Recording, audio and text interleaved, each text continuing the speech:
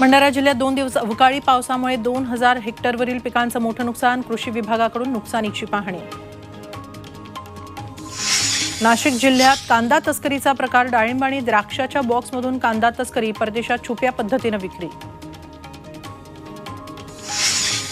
काँग्रेस अंतर्गत कलहावर तोडगा काढण्याच्या हालचाली. पटोलेंविरोधातील रोष कमी करण्यासाठी थोरातांना निवडणूक आणि संघटनेची जबाबदारी दिली जाण्याची शक्यता. शरद पवार 15 ते 18 फेब्रुवारी दरम्यान बारामती दौऱ्यावर. सुप्रिया सुळेंसाठी बारामती लोकसभा मतदारसंघात सद्यस्थिती आढावा घेणार. शरद पवार गटाची सुप्रीम कोर्टात धाव. निवडणूक आयोगाच्या निर्णयाविरोधात 800 पानांची याचिका. आयोगाचा निर्णय अयोग्य असल्याचा दावा.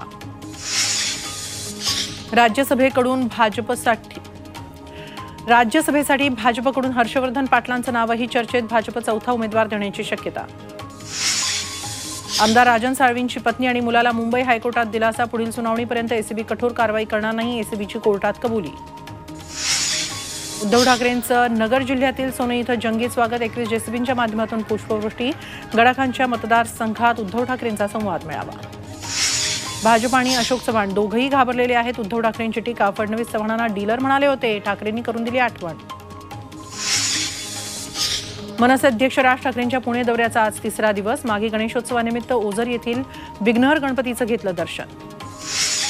भंडारा जिल्ह्यात बांधकाम कामगार आक्रमक. तालुका स्तरावर नोंदणी आणि किट वाटप करण्याची मागणी.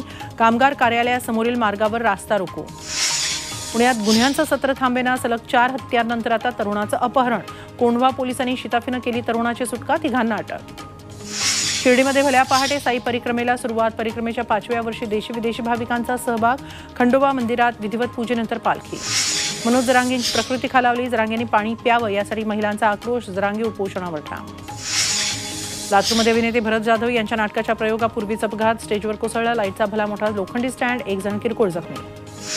भाजीतून लसणाची फोडणी गायब. मुंबईत लसूण 600 रुपये किलो. केवळ भारतातच नव्हे तर चीन तुर्कीमध्येही लसूण कडाड.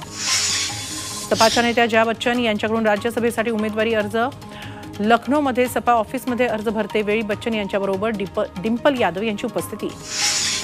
कोलकात्यात ईडी पुन्हा ॲक्शन मोडमध्ये. ईडीच्या 8-10 टीमचं शहरात धाडसत्र. रेशन वाटप घोटाळ्याबाबत ईडीच्या धाडी.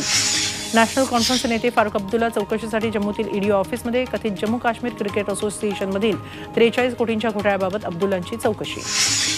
पेटीएम पेमेंट्स बँकेचे व्यवहार बंद. आरबीआयची मोठी कारवाई. नवीन वर्षात गुंतवणूकदारांची एसआयपीला पसंती. जानेवारीत 52 लाख एसआयपी खाती उघडली. Association of mutual funds in इंडियाची आकडेवारी. दाट धुकं. खराब हवामानामुळे आजही दिल्लीतून अनेक विमान उड्डाणं रद्द. गेल्या अनेक दिवसांपासून विमानसेवेवर परिणाम. फ्रान्सनंतर श्रीलंका आणि मॉरिशसमध्ये यूपीआय सेवा. सोमवार पंतप्रधान मोदींनी सेवेचं केलं लोकार्पण.